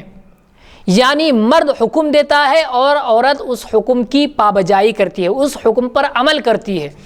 اگر شوہر کہے کہ بچے کی تربیت کے لیے تم یہ کام کرو تو عورت کے لیے وہ کام کرنا ضروری ہے، کیونکہ عورت کو اللہ رب العزت نے محکوم بنایا ہے. ایسا نہیں ہے کہ اللہ تعالیٰ نے بالکل غلام بنا کر شوہر کے تحت رکھا ہے، ایسا نہیں ہے، بلکہ عورت کے بھی اس کے حقوق ہیں، شوہر کے بھی اس کے حقوق ہیں. لیکن جہاں بھی مختلف لوگ ہوتے ہیں وہاں ایک قانون بنایا گیا ہے کہ کوئی حاکم ہو جس کی بات سنی جائے، جس کی بات پر عمل کیا جائے. اگر ہر کوئی ایسا ہو جو یہ کہے گا کہ میری بات سنو، میری بات پر عمل کیا جائے، تو وہاں پر یعنی شیطان امیر بن جاتا ہے، شیطان اپنا حکم چلاتا ہے پیچھے سے جو لوگ سمجھ نہیں پاتے. تو اللہ تعالیٰ نے عورت اور شوہر یعنی بیوی اور شوہر ان دونوں میں شوہر کو حاکم بنایا ہے جس کا حکم چلتا ہے. یہ بات تو سمجھ میں آئی کہ ایک حاکم ہے اور چاہے اس کی جتنی بھی رعایا ہو، یعنی اس کے تحت رہنے والے جتنے بھی لوگ ہوں، مثلا 10 بچے ہیں اس کے اور 4 بیویاں بھی ہو، تو سب پر ایک کا ہی حکم چلتا ہے اور سب ایک ہی کی بات مانتے ہیں. ایک حکم پر سب عمل کر سکتے ہیں، ایک حکم پر سب عمل کر سکتے ہیں. لیکن دوسرا پہلو یہ سوچئے کہ حاکم مختلف ہیں، حاکم مختلف ہیں لیکن عمل کرنے والا ایک ہے، عمل کرنے والا ایک ہے. تو پھر وہ کس حکم دینے والے کئی ہیں. اگر ایک عورت 4 مردوں سے شادی کرے گی، اس کی 4 شوہر ہیں اور چاروں مختلف اس کو حکم دیتے ہیں. مثلا ایک نے کہا کہ مجھے شام میں یہ کھانا ہے، یا دوسرے نے یہ کہا کہ تم آج شام میں ہمارے دوسرے گھر کو جائیں، یعنی وہ گھر میں رہنے کی ترغیب ہی نہیں دے رہا ہے، دوسرا کام وہ بتاتا ہے اس کو. اور تیسرا یہ کہتا ہے کہ مجھے آج شام میں وہ چیز کھانا ہے جو پہلے نے کہی اس سے مختلف، یعنی وہ چیز نہیں کھانی ہے جو آپ پہلے شوہر کے لیے بنا رہے ہیں. دوسرے نے یہ کہا تھا کہ آپ کو آج باہر دوسرا کام ہے، تیسرا یہ کہہ رہا ہے کہ مجھے تیسری چیز کھانی ہے، اور چوتھا یہ کہہ رہا ہے کہ آج آپ میرے ساتھ تعلق قائم کریں گے. تو آج آپ یہ بتائیے کہ وہ کس کی بات مانے گی، کس کے حکم پر عمل پیرا ہوگی، کس کی فرما برداری کرے گی. حالانکہ اللہ رب العزت نے یہ کہا کہ مرد عورت کا حاکم ہے، اب اس کو حکم پر عمل بھی کرنا ہے اور ہر ایک کے حکم پر عمل کرنا ہے. تو کس کے حکم پر عمل کرے گی؟ یا تو ایک کے حکم پر عمل کرے گی اور تینوں ناراض ہو جائیں گے اور تینوں کی نافرمانی کا گناہ الگ ہوگا کہ تم نے تینوں حاکموں کی بات کو ٹھکرا دیا. اگر تینوں کام پر اگر وہ عمل کرے گی، یعنی تینوں حکموں پر اگر وہ عمل کرے گی تو وہ انسان ہے، انسان کی کمزوری کی وجہ سے وہ چاروں کے چاروں حکم پر عمل نہیں کر سکتی، یا تو ایک کام میں کر سکتی ہے یا تو پھر 2 کاموں پر یعنی 2 حکموں پر عمل کر سکتی ہے اور چاروں کام پر عمل نہیں کر سکتی. اگر بالفرض مان بھی لیا جائے کہ وہ چاروں حکم پر عمل کر سکتی ہے تو ایسی حالت میں پھر دوسرے دن وہ بیوی کے اعتبار سے نہیں رہے گی، اس کی صورت بدل جائے گی. تو اس اعتبار سے بھی ایک عورت ایک سے زیادہ شوہروں کو نہیں رکھ سکتی. اور قرآن میں بھی اللہ تعالیٰ نے کہا ہے، جیسے کہ توحید کی بھی اللہ نے ایک مثال دی ہے کہ ایک حاکم صحیح ہے یا پھر مختلف حاکم جو مختلف حکم دو. تو اللہ تعالیٰ نے توحید کے لیے کہا ہے کہ ایک کی مانو، یعنی میری مانو، تاکہ تم توحید پرست ہو جاؤ اور ایک کے حکم پر عمل کرنے کے لیے تیار رہو۔ اگر مختلف معبودوں کو مانو گے تو مختلف معبود مختلف حکم دیں گے، وہاں پر تم عمل پیرا نہیں ہو سکتے۔ اسی لیے اسلام عورت کو ایک وقت میں ایک ہی خاوند سے ازدواجی رشتہ قائم کرنے کا پابند بناتا ہے تاکہ وہ باعزت طور پر زندگی بسر کر سکے۔ ایک اور وجہ نباہ ہونا مشکل اور دشوار ہے، یعنی ایک کے بعد دوسرے سے شادی کرنا یا دوسرے کے بعد تیسرے سے شادی کرنا یہ بھی مشکل ہے اور دشوار ہے۔ نیز یہ مشاہدہ اور تجربہ ہے کہ ایک حاکم تو مختلف مزاج کے حامل محکوموں کو تو نباہ سکتا ہے، یعنی اس کو برداشت کر سکتا ہے اور قائم رکھ سکتا ہے مختلف مزاج جن کے ہوں گے، لیکن ایک محکوم ایک حاکم برداشت کر سکتا ہے، یعنی مختلف اس کے محکوم جو اس کی رعایا ہے، اس کی رعایا میں مختلف قسم کے لوگ ہیں تو وہ اس کو برداشت کر سکتا ہے۔ تو ایک حاکم تو مختلف مزاج کے حامل محکوموں کو تو نبھا سکتا ہے، جیسے آپ دیکھتے ہیں ایک حاکم یعنی جس کا حکم چلتا ہے، جیسے مثال کے طور پر ایک استاد ہوتا ہے، بہت سارے اس کے طلباء ہوتے ہیں، طالب علم یعنی اس کے شاگرد اسٹوڈنٹس جو ہوتے ہیں، اسٹوڈنٹس مختلف مزاج کے ہوتے ہیں اور استاد ایک ہوتا ہے جس کا حکم چلتا ہے، تو مختلف مزاجوں کو برداشت کر سکتا ہے۔ ایک حاکم ہے، استاد ایک حاکم ہے تو مختلف مزاجوں کو برداشت کر سکتا ہے، لیکن ایک محکوم متعدد حاکموں کو نہیں نبھا سکتا۔ محکوم ایک ہے لیکن وہ متعدد حاکموں کی بات نہیں برداشت کر سکتا، جیسے کہ میں نے ابھی بتایا۔ اب جیسے ایک استاد ہے، ایک طالب علم ہے، کئی استاد ہیں، ایک اسٹوڈنٹ ہے اور کئی استاد ہیں، ٹیچرز۔ ایک ٹیچر اسی طالب علم کو یہ کہتا ہے کہ کل تم یہ سبق یاد کر کے آؤ گے، اور دوسرا ٹیچر یہ کہتا ہے کہ تم وہ نہیں یہ یاد کر کے آؤ گے، اور تیسرا یہ کہتا ہے کہ وہ نہیں یہ یاد کر کے آؤ گے، تو مختلف حاکم ہیں، اس کے حکم دینے والے مختلف ہیں، حکم لینے والے مختلف نہیں، حکم دینے والے مختلف ہیں، الگ الگ، بالکل الگ، یعنی ایک سے زائد ہے، تو ایک سے زائد حکم دینے والے ہیں۔ تو ایسے وقت میں ایک ہی محکوم یعنی جس کو حکم دیا جا رہا ہے وہ اس کو برداشت نہیں کر سکتا۔ وہی یہاں پر بتایا جا رہا ہے کہ ایک حاکم تو مختلف مزاج کے حامل یعنی جن کا مزاج مختلف ہو، جن کی سوچ الگ ہو، جن کی سوچ الگ الگ مختلف علیحدہ جدا ہو، تو ایسے حاکموں کو تو نبھا سکتا ہے، یعنی ان کے ساتھ رہ سکتا ہے، ان کو برداشت کر سکتا ہے، لیکن ایک محکوم متعدد حاکموں کو نہیں نبھا سکتا، یعنی ایک محکوم جس پر حکم چلایا جا رہا ہے وہ مختلف یعنی ایک سے زائد حکموں کو نہیں نبھا سکتا۔ یہی وجہ ہے کہ ایسی تنظیم جہاں نوکر اور ملازمین پر کئی لوگ حکم چلاتے ہوں تو عموماً نوکر اور ملازمین پریشان ہو کر اس تنظیم سے علیحدگی اختیار کر لیتے ہیں۔ عورت بھی چونکہ محکوم ہے اس لیے متعدد شوہروں کے ساتھ اس کا نباہ بھی مشکل ہوگا، یعنی جہاں پر ملازمین اپنا اپنا کام کرتے ہیں وہاں اگر اس کی آفس میں ایک اس کا باس یہ کہتا ہے کہ تم یہ کام کرو، دوسرا باس کہتا ہے کہ تم یہ کام کرو، تیسرا باس یہ کہتا ہے کہ یہ کام کرو، تو اس طرح ذہنی طور پر وہ پریشان ہو کر مختلف حکم دینے کی وجہ سے، ایک سے زائد حکم دینے کی وجہ سے وہ پریشان ہو کر اپنی ملازمت چھوڑ دیتے ہیں اور دوسری راہ اختیار کر لیتے ہیں۔ ایک اور وجہ تعدد خاوند شرم و حیا کے منافی، یعنی شوہروں کا ایک سے زیادہ ہونا یہ شرم و حیا کے بالکل مخالف ہے۔ شرم و حیا بھی اس کی اجازت نہیں دیتی۔ اللہ تبارک و تعالیٰ نے عورت کے اندر فطرتاً شرم و حیا کا وصف رکھا ہے، یعنی شروع ہی سے اللہ تعالیٰ نے عورت کی فطرت میں، عورت کے مزاج میں ایک شرم و حیا کا وصف رکھا ہے، ایک صفت اس کی رکھی ہے۔ مرد کے بالمقابل اس کی طبیعت میں تمانع اور فرار پایا جاتا ہے۔ یہی وجہ ہے کہ باحیا اور پاک دامن عورت اجنبی مرد کے سامنے آنے اور اس سے گفتگو کرنے سے جھجکتی ہے، یہ اس کی شرم و حیا ہے۔ کوئی مرد اس سے بات کرتا ہے تو فطری حیا کی وجہ سے اپنی آنکھیں نیچی کر لیتی ہیں۔ یہ مادہ حیات جو قدرت نے ہر عورت جو مغربی تہذیب کے پھیلتے زہریلے اثرات سے محفوظ ہو اور عریانیت یعنی برہنہ پن، ننگا پن، عریانیت اور فحاشیت یعنی جو بالکل بری چیزیں ہیں، فحاشیت کے سیلاب نے اس کے گھر پر دستک نہ دی ہو،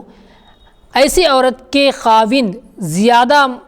ایسی عورت کے اندر رکھا ہے، اس سے بھی ثابت ہوتا ہے کہ عورت کے لیے ایک ہی خاوند زیادہ موزوں اور مناسب ہے۔ یعنی اللہ تعالیٰ نے جو فطری طور پر ایک عورت کے اندر شرم اور حیا کا مادہ رکھا ہے اور یہ جو صفت اس کے اندر رکھی ہے، اس سے بھی یہ بات ثابت ہوتی ہے کہ ایک سے زیادہ خاوند نہ ہو، کیونکہ عورت جب ایک سے تعلق قائم کر لیتی ہے تو دوسرے اجنبی مرد کے سامنے اپنی نظریں تک نیچی کر لیتی ہیں اور اس کے سامنے اپنی نظریں اونچی نہیں کرتی، یہ اس کی شرم و حیا کا اثر ہے، تو اس لیے وہ ایک سے زیادہ خاوند نہیں رکھ سکتی۔ تعدد خاوند شرح آبادی میں کمی کا باعث، یعنی اگر شوہر ایک سے زیادہ ہو جائیں تو آبادی میں کمی ہو جائے گی، آبادی کا جو تناسب ہے وہ کم ہو جائے گا۔ نکاح کے جہاں دیگر مقاصد ہیں، یعنی نکاح کرنے کے جو مقاصد ہیں، جو مقصد ہے نکاح کرنے کے، ان مقاصد میں سے ایک یہ بھی ہے کہ نسل بڑھ جائے اور آبادی بڑھے، تو وہیں ایک اہم مقصد افزائش نسل بھی ہے، یعنی نسل کا بڑھانا، اور یہ اہم مقصد اس وقت بہتر انداز میں پورا ہوتا ہے جبکہ ایک مرد کی متعدد بیویاں ہوں، یعنی ایک مرد ایک سے زائد عورتیں رکھے، ایک سے زیادہ بیویاں رکھے تو اس وقت بہت زیادہ بہتر ہوتا ہے، کیونکہ اس صورت میں تمام بیویاں توالد و تناسل کا عمل بیک وقت انجام دے سکتی ہیں۔ یعنی اگر وہ 4 بیویوں سے اپنا تعلق قائم کرے گا تو چاروں بیویاں اگر حمل سے ہیں تو پھر وہ اپنی اپنی اولاد دیں گے اور اپنا جو توالد اور تناسل کا ذریعہ ہے وہ قائم کریں گے اور اولاد بڑھے گی، نسل بھی بڑھے گی۔ کب؟ جبکہ ایک مرد ایک سے زائد عورتیں رکھے گا تب۔ لیکن اگر ایک عورت کے لیے متعدد خاوند ہوں تو ظاہر ہے کہ عورت ایک حمل میں 1-2 سے زیادہ بچے نہیں جن سکتی، جس سے افزائش نسل جیسا اہم مقصد فوت ہوگا اور قدرتی طور پر انسان کی آبادی میں کمی ہوتی چلی جائے گی۔ یعنی ایک عورت اگر 4 شوہروں سے شادی کرے گی تو اس وقت ایک حمل سے وہ ایک عورت یا تو ایک ہی بچہ جنے گی یا پھر زیادہ سے زیادہ 2 بچے جن سکتی ہے۔ اور ایک اہم بات یہ بھی ہے کہ ایک سے زائد مردوں سے تعلق قائم کرنے کی وجہ سے وہ عورت دن بدن کمزور سے کمزور تر ہوتی چلی جاتی ہے، جس کی وجہ سے نسل کے بڑھنے کے بجائے نسل اور کم ہوتی چلی جاتی ہے۔ تعدد خاوند قدرتی نظام سے بغاوت، یعنی شوہروں کا ایک سے زائد ہونا، یہ اللہ کا جو نظام ہے اس سے بغاوت کرنا ہے۔ یہ بھی ایک وجہ ہے کہ عورت ایک سے زیادہ بلکہ ایک سے زیادہ شوہر نہیں رکھ سکتی۔ اعداد و شمار بتاتے ہیں کہ مرد اور عورت کی شرح پیدائش اگرچہ یکساں ہے، تاہم مردوں کی اموات کی شرح عورتوں کی بنسبت زیادہ ہے۔ یعنی عورتوں کا پیدا ہونا اور مردوں کا پیدا ہونا، اور دنیا میں عورتوں کا پایا جانا اور مردوں کا پایا جانا دونوں موافق ہیں، یعنی برابر ہیں، عورتیں بھی برابر ہیں اور مرد بھی برابر ہیں۔ یہ اعداد و شمار کہتے ہیں، یعنی جو مردم شماری ہوتی ہے، جو تعداد بتائی جاتی ہے کہ عورتیں اتنی ہیں مرد اتنے ہیں، تو اس اعتبار سے دونوں برابر ہیں۔ لیکن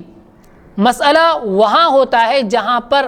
مرد کم ہو جاتے ہیں اور عورتیں زیادہ ہو جاتی ہیں۔ عورتیں زیادہ کیوں ہیں اور مرد کم کیوں پائے جاتے ہیں، اس کی وجہ دیکھیے۔ تاہم مردوں کی اموات کی شرح عورتوں کی بنسبت زیادہ ہے۔ سب سے پہلی وجہ کہ مرد عورتوں سے زیادہ مر جاتے ہیں، یعنی مردوں کی موت زیادہ ہوتی ہے عورتوں کی بنسبت۔ آپ نے دیکھا بھی ہوگا کہ عورتوں کی عمریں تقریباً 80 سال سے بڑھ جاتی ہیں، 90 سال سے بڑھ جاتی ہیں، 100 سال سے بھی زیادہ بڑھ جاتی ہیں، یہاں تک کہ ایک کتاب میں بھی، تاریخ کی کتاب میں بھی لکھا ہے کہ مردوں سے زیادہ 100 سال کی عمر کو پانے والی عورتیں ہوتی ہیں، 100 سال کی عمر پانے والی عورتیں ہوتی ہیں، ایک کتاب میں بھی لکھا ہوا ہے۔ تو پہلی وجہ یہ ہے کہ مرد زیادہ مرتے ہیں اور عورتیں کم مرتی ہیں۔ اب مردوں کی موت کے اسباب مختلف ہیں۔ پہلا سبب یعنی مرد زیادہ مرتے کیوں ہیں؟ مثلا جب جنگ ہوتی ہے تو زیادہ تر صرف مرد ہی مارے جاتے ہیں، کیونکہ عورتیں جنگ میں تو آتی نہیں ہیں، مرد جنگ میں جاتے ہیں تو اس لیے وہ مر جاتے ہیں۔ چنانچہ پہلی عالمی جنگ 1914 سے 1918 تک یعنی 1914 سے 1918 تک جو عالمی جنگ ہوئی، ورلڈ وار ہوا، تو اس میں 80 لاکھ فوجی مارے گئے، 80 لاکھ فوجی یعنی 80 لاکھ مرد مارے گئے، 80 لاکھ مرد مر گئے۔ تو یہی یہ بات سمجھ میں آ جاتی ہے کہ 80 لاکھ کے مد مقابل جو 80 لاکھ عورتیں ہیں وہ بچ گئیں، تو یہی ان کی تعداد بڑھ گئی۔ شہری لوگ جو اس جنگ میں ہلاک ہوئے وہ اس کے علاوہ ہیں، یعنی یہ تو فوج میں مارے گئے، جنگ میں مارے گئے 80 لاکھ، اور اس کے علاوہ جو شہر میں جو بھی ہڑتال ہنگامہ ہوتا ہے اس میں جو شہری مارے گئے یعنی شہر میں رہنے والے لوگ، ان کی تعداد الگ ہے۔ پھر دوسری عالمی جنگ جو 1939 سے 1945 تک یعنی 1939 سے 1945 تک جو جنگ ہوئی، ورلڈ وار جو ہوا، اس میں 6.5 کروڑ لوگ مارے گئے، 6.5 کروڑ لوگ یعنی 6.5 کروڑ مرد مارے گئے۔ تو اس سے بھی مردوں کی تعداد کم سے کم تر بلکہ کم ترین ہو گئی، یا جسمانی طور پر ناکارہ ہو گئے، یا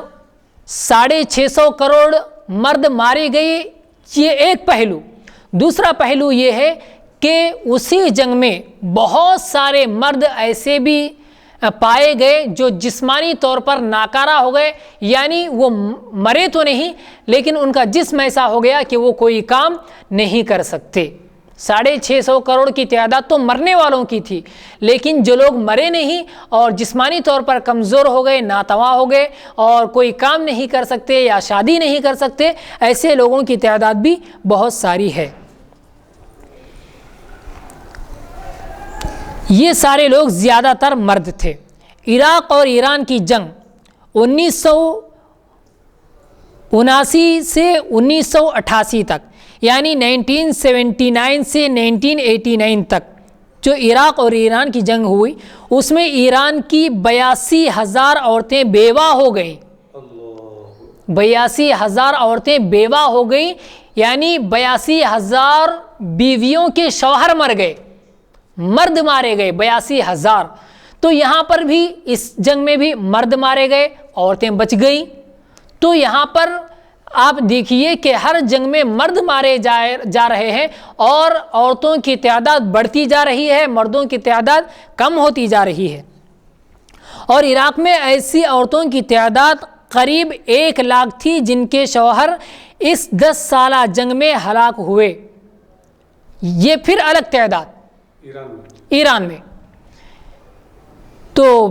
عراق میں ایسی عورتوں کی تعداد قریب 1 لاکھ تھی، یعنی اس کا مطلب یہ ہے کہ 1 لاکھ مرد مارے گئے، 1 لاکھ مرد ہلاک ہو گئے، جی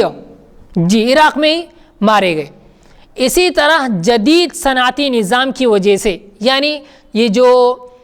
کمپنیوں کی وجہ سے اور جو کارخانے چل رہے ہیں اس وجہ سے بھی جو بڑھ گئے ہیں کارخانے، تو اسی طرح جدید صنعتی نظام کی وجہ سے حادثات روزمرہ کا معمول بن گئے ہیں۔ یعنی کہیں یہ سننے کو ملتا ہے کہ فلاں فیکٹری جل گئی، فلاں کمپنی کے کارندے مارے گئے یا جل گئے، یا وہ عمارت گر کر ہلاک ہو گئے۔ ظاہر سی بات ہے اس میں اس کمپنی میں یا فیکٹری میں کام کرنے والے مرد ہوتے ہیں۔ تو اس طرح جدید صنعتی نظام کی وجہ سے حادثات روزمرہ کا معمول بن گئے ہیں، یعنی دن بدن ایسے حادثات ہوتے رہتے ہیں۔ سڑک حادثے بھی ہوتے ہیں، کیونکہ اکثر و بیشتر گاڑیاں جو چلاتے ہیں وہ مرد ہوتے ہیں، تو سڑک حادثے میں بھی مرد مر جاتے ہیں۔ ہوائی حادثے، کیونکہ اکثر و بیشتر سفر بھی مرد ہی کرتے ہیں، کیونکہ گھر کی ذمہ داری، اپنے بچوں کی ذمہ داری اور خود کی ذمہ داری اور معاشرے کی ذمہ داری، ساری ذمہ داری مرد پر ہوتی ہے، تو سفر بھی مرد کرتے ہیں۔ تو ہوائی حادثے، اس میں بھی مرد مرتے ہیں۔ کارخانوں کے حادثے جیسے بھی بتایا، اور مشینی حادثے، مشینوں بھی کبھی ایسا ہوتا ہے کہ کوئی مشین ہے جس کے اندر کسی مرد کا ہاتھ چلا گیا اور اس کو بچاتے بچاتے ایسا بھی ہوا ہے اور پتہ بھی ہے کہ ہاتھ کو بچاتے بچاتے خود انسان ہی اس مشین کے اندر چلا گیا، مر گیا۔ تو اس طرح مشینوں میں آ کر یا کسی اور وجہ سے، لیکن ذریعہ مشین ہے، تو اس وجہ سے بھی کئی حادثے ہو جاتے ہیں اور مرد مر جاتے ہیں۔ تو اس میں بھی مرنے والے عموماً مرد ہی ہوتے ہیں۔ اسی طرح اکثر ممالک میں دفاعی نظام مضبوط کرنے کے لیے، یعنی ڈیفنس کرنے کے لیے، جو جنگ ہوتی ہے اس میں اس کی جوابی کارروائی کے لیے اور اس کارروائی کو مضبوط کرنے کے لیے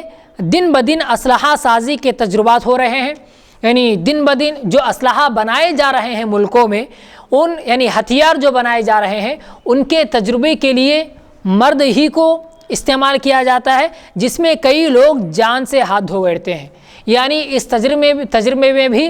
مرد کو استعمال کیا جاتا ہے، کیونکہ عورت کا تو وہاں پر کوئی کام نہیں ہوتا اسلحہ کے تجربے میں،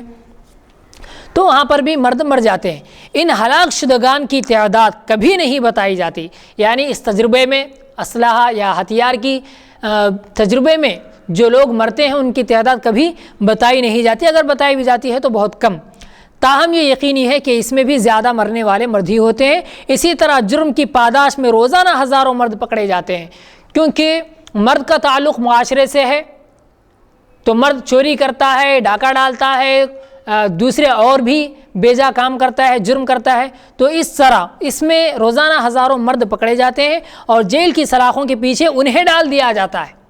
جیل میں بھی رہنے والے تقریباً مرد ہوتے ہیں، اور عورت چونکہ نفسیاتی لحاظ سے کمزور دل واقع ہوئی ہے، عورت کے اندر عورت کا دل اتنا مضبوط نہیں ہے کہ وہ کوئی جرم کر سکے، اتنی ہمت اس کے اندر نہیں ہے کہ میں چوری کر سکوں یا کسی جانے والے پر ڈاکہ ڈال دوں یا فلاں تالا توڑ کر چوری کر دوں، تو یہ ہمت اس کے اندر نہیں ہوتی، اس لیے وہ چوری نہیں کرتی اور گھر میں رہتی ہے، جس کی وجہ سے عورتوں کی تعداد اور زیادہ نظر آتی ہے۔ اس لیے عورت مجرمانہ ذہنیت رکھنے کے باوجود، یعنی مجرمانہ ذہنیت تو اس کی ہوتی ہے لیکن ہمت اس کے اندر نہیں ہوتی، عام حالت میں وہ جرائم اور غیر قانونی سرگرمیوں میں ملوث نہیں ہوتی۔ اس تفصیل سے واضح ہے کہ مردوں اور عورتوں کی تعداد میں فرق اور ناہمواری دنیا کا ایک مستقل مسئلہ ہے، اور یہ فرق حالت جنگ میں بھی پایا جاتا ہے، اور عام حالات میں بھی یہ چیز اس بات کی طرف مشیر ہے کہ مرد، یعنی اس بات کی طرف اشارہ کرتی ہے کہ مرد کے حق میں تعدد ازواج فطرت کے منشا کے عین مطابق ہے، یعنی ایک مرد 4 عورتوں سے نکاح کرنا یہ خود فطرت کہتی ہے، تاکہ عورتیں،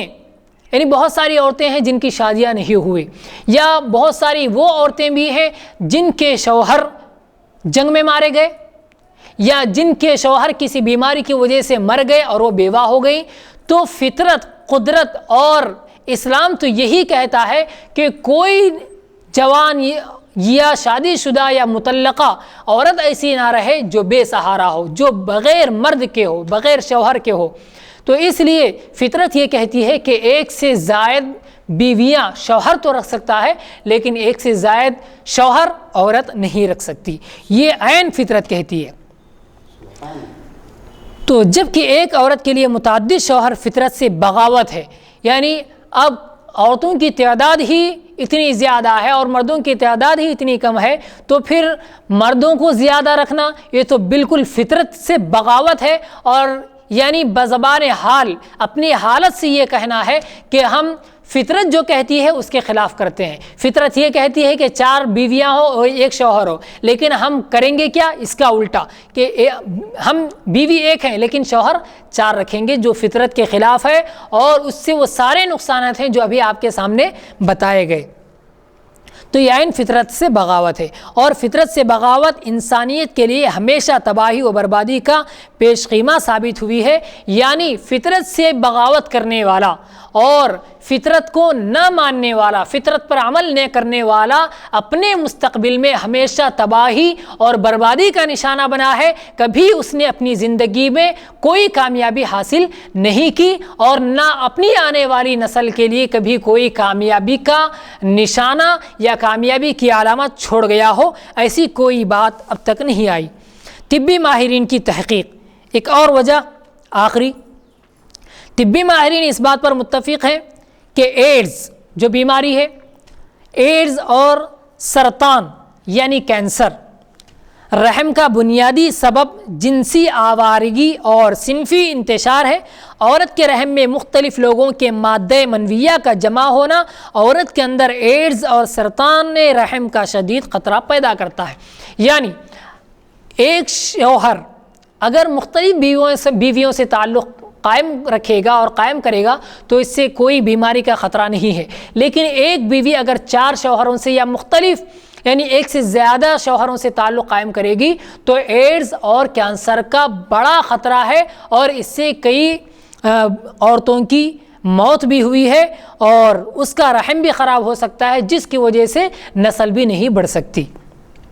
یہی وجہ ہے کہ اسلام نے مطلقہ عورت کو، یعنی جس کو طلاق دی گئی ہے یا اس نے خلا لیا ہے، تو مطلقہ عورت کو عدت گزارنے کے بعد دوسری جگہ شادی کرنے کا حکم دیا ہے تاکہ رحم کی اچھی طرح صفائی ہو جائے۔ یعنی طلاق دینے کے بعد، جیسا کہ شروع میں آپ کو بتایا گیا ہے کہ عدت گزارنے کے بعد، وہ کیوں کہا گیا؟ وہ اس لیے تاکہ یعنی دوسرے شوہر سے نکاح کرنے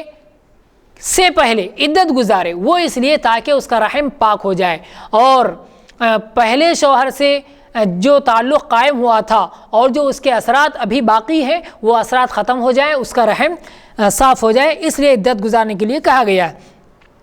ظاہر ہے کہ جب ایک عورت متعدد خاوند سے ازدواجی تعلق یعنی شادی شدہ